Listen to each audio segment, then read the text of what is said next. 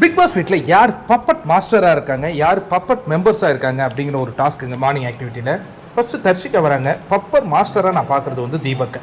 Buffer மெம்பர்ஸாக வந்து ராணவ், சிவாலாம் இருக்கிறாங்க. அவர் என்ன சொன்னாலும் அது அப்படியே கேட்குறாங்க. விஷால் என்ன சொல்கிறாருன்னா, நான் ஜாக்லினை வந்து பப்பர் மாஸ்டராக சொல்லுவேன், பப்பர் மெம்பராக வந்து சௌந்தர்யாவையும் ரயானையும் சொல்லுவேன். இதில் என்னென்னா, இந்த பப்பட் மாஸ்டரின் பேச்சை கேட்டு சில பேர் வெளியிலையும் போயிட்டாங்க அப்படிங்கிறாரு. வெளியில் போனவங்களே யார் ஜாக்கு கூட க்ளோஸாக இருந்தாங்க? ரியாவா? தெரியல.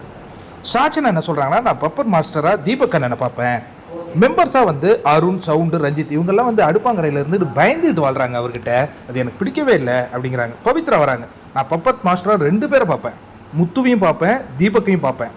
மெம்பர்ஸாக வந்து விஷால், அருண், ரஞ்சித், சிவா இவங்கெல்லாம் இருக்கிறாங்க.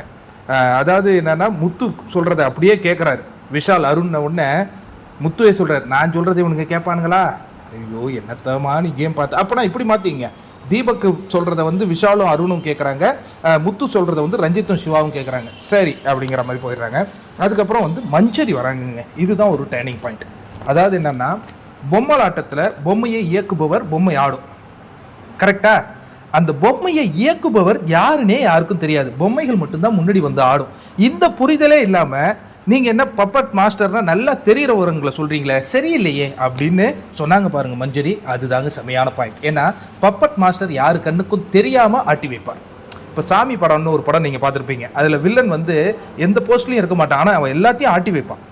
அந்த மாதிரி தான் சூப்பராக சொன்னாங்க மஞ்சரி. அவங்களுடைய பார்வையில் பப்பட் மாஸ்டராக அவங்க பார்க்குறது ஆனந்தியை, மெம்பராக பார்க்குறது பவியையும் அன்ஷிதாவையும் அப்படின்னு சொல்லிட்டு போனாங்க. இந்த புரிதல் வந்ததுக்கு பிறகு ஜாக்கு என்ன சொல்கிறாங்கன்னா, இப்போ தான் எனக்கு இந்த கேம் புரியுது. அப்போ பப்பட் மாஸ்டராக விஷால், இவன் இந்த காமெடிங்கிற பேரில் சில பேரை கண்ட்ரோலில் வச்சுக்கிட்டு ஏவி விடுறான். யாருன்னு பார்த்தீங்கன்னா சத்யா, அருண், தீபக்குன்னு ஒன்று. தீபக் அதிர்ச்சி அடைஞ்சிட்டு, நான் வந்து விஷால் சொல்கிறத கேட்டு நடக்கிறேன்னா, அப்படி தான் எனக்கு தெரியுதுண்ணே. அவன் வந்து அந்த காமெடிங்கிற பேரில் உங்ககிட்ட சொல்லுவான், அதை நீங்கள் வந்து சீரியஸாக இங்கே கன்வே பண்ணுவீங்க தெரியுமா அப்படின்ட்டு போகிறாங்க. சௌந்தர்யா என்ன சொல்கிறாங்கன்னா, முத்து, தீபக், அருண் இவங்க எல்லாமே பப்பட் மாஸ்டர்ஸ் தான். இதில் 3 பேரில் ஒருத்தவங்களை தேர்ந்தெடுக்கணும்னா நான் தீபக் அண்ணனை தான் தேர்ந்தெடுப்பேன். அவங்களுக்கு பப்பட்டாக யாருன்னா சௌந்தர்யா. என்னையே சொல்லலாம், என்னையே மிரட்டி வச்சுருக்காருங்க சார்ஜன்கிற பேரில் நான் பாட்டுக்கு வேலை செஞ்சுட்டு இருக்கேன் அப்படிங்கிற மாதிரி இந்த மார்னிங் ஆக்டிவிட்டி முடியுது. அதுக்கு பிறகு தீபக்கினுடைய ஆட்சி வந்து சிறப்பாக இருக்கிறதாக பிக் பாஸே பாராட்டினார் இல்லையா? இப்போ என்ன சொல்கிறாங்கன்னா, ஹவுஸ்மேட்ஸ் இது ஜெயில் மாதிரி இருக்குது, எங்களுக்கு ஹாஸ்டல் மாதிரி இருக்குது, ரொம்ப ஸ்ட்ரிக்டாக இருக்குது அப்படின்னு பல குற்றச்சாட்டுகள் எடுக்கிறாங்க. அதுக்கு தீபக் வந்து விளக்கம் கொடுத்துட்ருக்காங்க.